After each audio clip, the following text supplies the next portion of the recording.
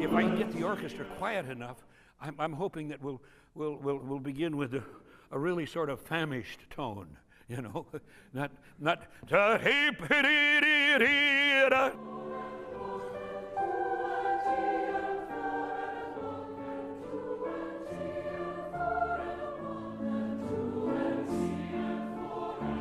back to the beginning, page 12, on that chord, which is a whole tone chord, bass, alto, soprano, your text, and 2, and T, and 4, and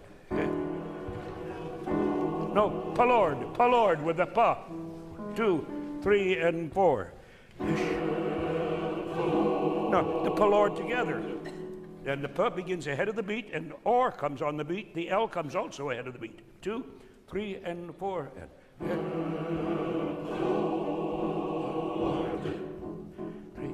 4.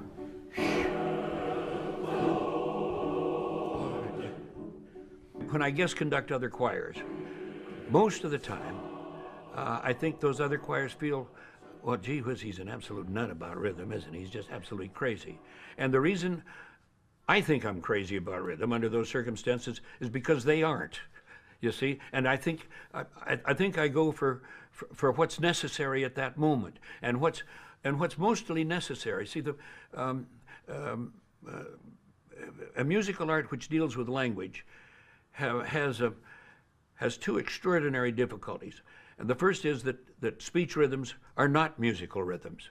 Musical rhythms expand and they contract speech rhythms. And so you're constantly working against, I mean, if a person is 80 years old, you're working against 80, you know, or 78 years of talking another way.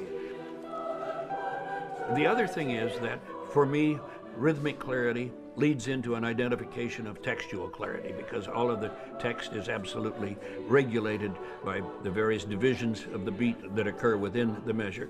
And with the preparation of this piece, the text became of such importance to me, that became almost my first consideration with this training. Take the text that the soprano begins, blessed are, and 1 and 2. Now, blessed are, let's have a little bit are, all they, so that all has an independent. Blessed are. And, blessed are. A little bit of neutral schwa vowel and a little bit of neutral schwa vowel between the b and the l for blessed. 1 and 2. Let me have just bleh. 1 and 2. Again, 1 and 2. Now, said are. All right, blessed are, and a 1, 2. Blessed are. Two things are important to realize, and one is that the symphony chorus of 160 to 260 or 300 is an enormously gluey instrument, and the second thing is that you've got to get over a full symphony orchestra with these consonants. In this sort of thing, to get this out of a large group of people over a full symphony orchestra takes a certain amount of exaggeration and grotesqueness. It needs every particularity it can accomplish.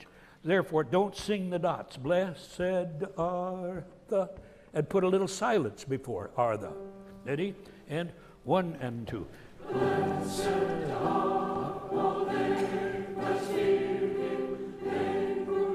let me have all they that to fear. All they that fear. 1 and 2.